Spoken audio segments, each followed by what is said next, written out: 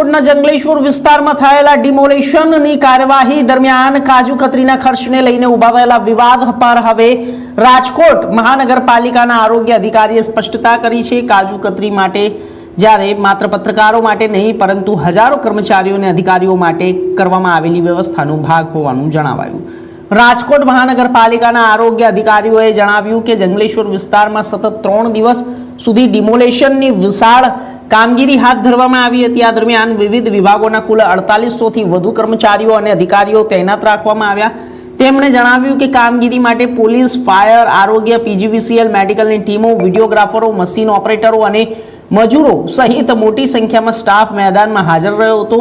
આરોગ્ય અધિકારીઓને જણાવ્યા અનુસાર 2300 જેટલા પોલીસ કર્મચારીઓએ 25 મેડિકલ ટીમો અને વિવિધ વિભાગોના કર્મચારીઓ માટે ચા, પાણી અને નાસ્તાની વ્યવસ્થા કરવામાં આવી હતી અને આ માટે સંસ્થાઓને કોન્ટ્રાક્ટ આપવામાં આવ્યો હતો। કાજુ કતરી અંગે સ્પષ્ટતા કરાતા તેમણે જણાવ્યું કે પ્રેસ કોન્ફરન્સ દરમિયાન કાજુ કતરી અને સમોસાની વ્યવસ્થા કરવામાં આવી હતી। જો કે 40 થી 50 પત્રકારો માટે 34,000 રૂપિયાની કાજુ કતરી વપરાઈ હોવાનો આક્ષેપ તથ્યથી દૂર હોવાનું તેમણે જણાવ્યું। જી ખાસ કરીને વાત કરીએ તો રાજકોટ મહાનગરપાલિકા દ્વારા જે છે એ ડિમોલિશન અંતર્ગત વિવિધ પ્રકારની કામગીરીના જે છે એ માનનીય કમિશનર સાહેબની સહીથી આદેશ થઈ આવ્યા હતા। એ અનુસંધાને ખાસ કરીને સ્થળ ઉપર એટલે કે ડિમોલિશનની કામગીરીમાં સમયનો વ્યય ન થાય, આ ઉપરાંત માનવ કલાકોનો વ્યય ન થાય એ અંતર્ગત જે છે સ્થળ ઉપર એટલે કે સવારે વાહનો રવાના થાય એ સ્થળે, ઉપરાંત પોલીસ સ્ટાફ જે છે રવાના થાય એ સ્થળે, પોલીસ સ્ટાફ ઉપરાંત ડિમોલિશન સાથે સંકળાયેલ તમામ સ્ટાફ જે છે એમને સ્થળ ઉપર જ રિફ્રેશમેન્ટ એટલે કે ચા, ઉપરાંત બપોર બાદની ચા અને ખાસ કરીને બપોરે પેકેજ લંચ જે છે એ સ્થળ ઉપર જ મળી રહે, જેથી કોઈ પણ પ્રકારના સુરક્ષા ઉપરાંત કોઈ પણ અન્ય ઇસ્યુ ક્રિએટ ના થાય એવી અંતર્ગત આ પ્લાન કરવામાં આવ્યું હતું।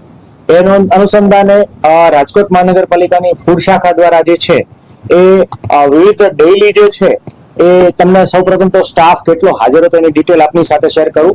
કુલ 2300 પોલીસ જવાનો સ્ટાફ તૈનાત હતો, એમાં તમામ લીવ રિઝર્વ પોલીસ સ્ટાફ પણ આવી ગયો। આ ઉપરાંત જે છે એ જે સ્થળ ઉપર હાજર એ પોલીસ જવાનો પણ આવી ગયા। આ ઉપરાંત સ્ટેટ રિઝર્વ ફોર્સ માંથી જે પોલીસ જવાનો હતા એ પણ આવી ગયા। સાથે સાથે વાત કરું તો રાજકોટ મહાનગરપાલિકાએ આ તમામ ડિમોલિશનની કામગીરીને 7 ઝોનમાં ડિવાઈડ કરી હતી।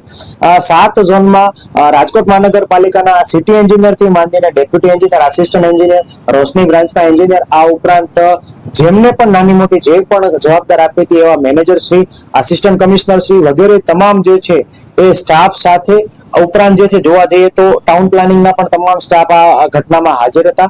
સાથે સાથે મેડિકલ ટીમ એટલે કે 25 મેડિકલ ટીમ, 150 માં ટોટલ 100 આરોગ્યનો સ્ટાફ, 150 જેટલા ફાયરના જવાનો એનો સ્ટાફ, ફાયર ની તમામ સુવિધાઓ સાથે, ઇમરજન્સીની તમામ સુવિધાઓ સાથે, આ ઉપરાંત 108 નો સ્ટાફ, પીજીવીસીએલ નો સ્ટાફ, ગુજરાત ગેસનો સ્ટાફ, દરેક ઝોન વાઇઝ જે છે એમની સંખ્યા નિર્ધારિત કરવામાં આવી હતી।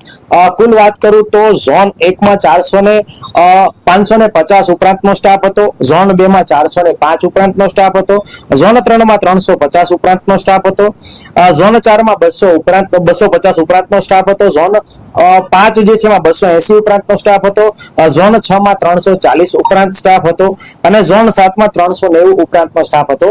આ સ્ટાફ સાથે સાથે સ્ટાફની અંદર ખાસ કરીને જે આપણા જેસીબી મશીનો હતા, જે હિતાચી મશીન હતા, ઉપરાંત જોવા જઈએ તો તમામ જે ટ્રેક્ટર કે જે મલબો બને છે અને અન્ય જગ્યાએ ખસેડવાના વગેરેના જે બ્રેકરના મજૂરો હતા, બ્રેકરના જે ઓપરેટર હતા, આ તમામ લેબર એટલે એક ટ્રેક્ટર દીઠ જોવા જઈએ તો 7 થી 8 ઉપરાંત 10 સુધીના મજૂરો, ઉપરાંત જે મોટા જે લોડિંગ વાહનો હતા એમના 20 જેટલા મજૂરો હોય, આ તમામની ગણતરી કરીને ઝોન વાઇઝ અમને એક આંકડો આગલા દિવસે આપવામાં આવતો હતો।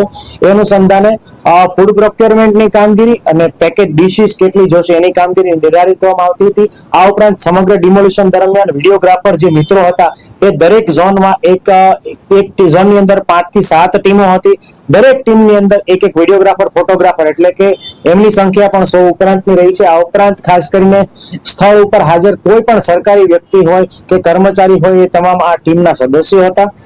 ખાસ કરીને જોવા જઈએ તો 21 અને 22 તારીખે ખાસ કરીને ડિમોલિશન પહેલા ઘર ખાલી કરવાની કામગીરી હતી।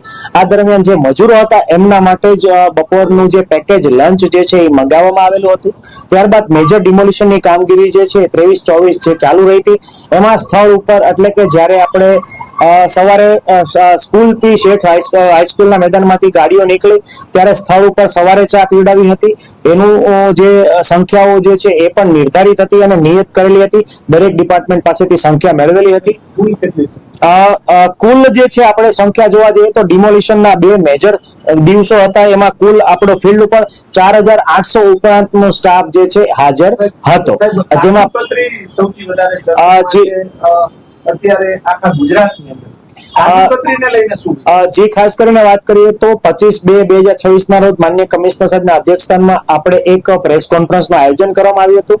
આ પ્રેસ કોન્ફરન્સ અંતર્ગત કાજુ કતરી, ખજૂર રોલ ઉપરાંત સમોસા, વેફર્સ અને ખમણ ઉપરાંત જે છે ચા અને કોફી જે છે કેટરિંગ સર્વિસ સાથે એટલે કે શરૂ કરવાની સાથે જે છે એ ભાવ મુજબ જે છે એ મંગાવવામાં આવેલા હતા. એ અનુસંધાને 34,000 રૂપિયાનું આ બિલ છે. 34,000 રૂપિયામાં કેટલા પત્રકારો ખાઈ શકે? રાજકોટ મહાનગરપાલિકાની PRO શાખા દ્વારા અમને 150 ની વ્યવસ્થા કરવા માટેની સૂચના જે છે આપવામાં આવી હતી. એ અનુસંધાને અમારો દ્વારા 150 ની જે સંખ્યા જે છે એ મુજબ જે છે વર્ક ઓર્ડર આપવામાં આવ્યું હતું. 34,000 રૂપિયા એટલે આપણે જણાવવા માંગીએ છીએ કે જે મિનિમમ વર્ક ઓર્ડર આપેલો હોય એ મુજબનું બિલ જે છે જે તે પાર્ટી આપણને આપતી હોય છે. મેક્સિમમ જેટલા થાય તો એ પ્લસ થતા હોય છે. આપણે જે રીતે લગ્ન પ્રસંગમાં કેટરિંગમાં જે મિનિમમ ઓર્ડર આપતા હોય એ મુજબ આપણે ઓર્ડર આપવામાં આવેલો હતો. સાહેબ, જે પ્રેમવતીમાં 20 તારીખનું એક જ દિવસનું જમવાનું ટોટલ 12,000 ટન થાળી 150 રૂપિયા લેખે હિસાબમાં જણાવવામાં આવ્યું છે. 12,000 તમે કહો છો 4,000 હું તમને છે. કઈ તારીખની આપ વાત કરો છો? 20 તારીખે 20 તારીખનું જે 22 તારીખ 21 ને 22 તારીખનું આ બિલ છે. એમાં પ્રેમવતીનું જે છે સાહેબ, હું તમને જણાવવા માંગીશ 21 તારીખે માત્ર લેબર માટે 650 બપોરે બ્રેકફાસ્ટ લંચ જે છે એ મંગાવવામાં આવ્યા હતા. આ ઉપરાંત વાત કરું તો પોલીસ સ્ટાફ માટે સવારે 1000 ચા અને બપોર પછી 800 ચા સ્થળ ઉપર, એમાં લેબર અને પોલીસ સ્ટાફ પણ આવી ગયો છે. એટલે માયાજાળમાં ન જાય. અમે ગ્રાઉન્ડ લેવલે ઉપસ્થિત હતા, બધાને પૂરતું જમવાનું મળ્યું નથી. પાણી સ્થાનિકો કોઈ પૂરા પાડતા હતા અને એક વ્યક્તિ દીઠ તમે 5 ગ્લાસ ચા છે ઓલ ઓવર હિસાબ કરો ને 21,000 ચાના ગ્લાસ છે. જે સંખ્યા પર પર્સન પ્રતિ વ્યક્તિ એક જ ચા જે છે એની ગણતરી કરવામાં આવેલી છે.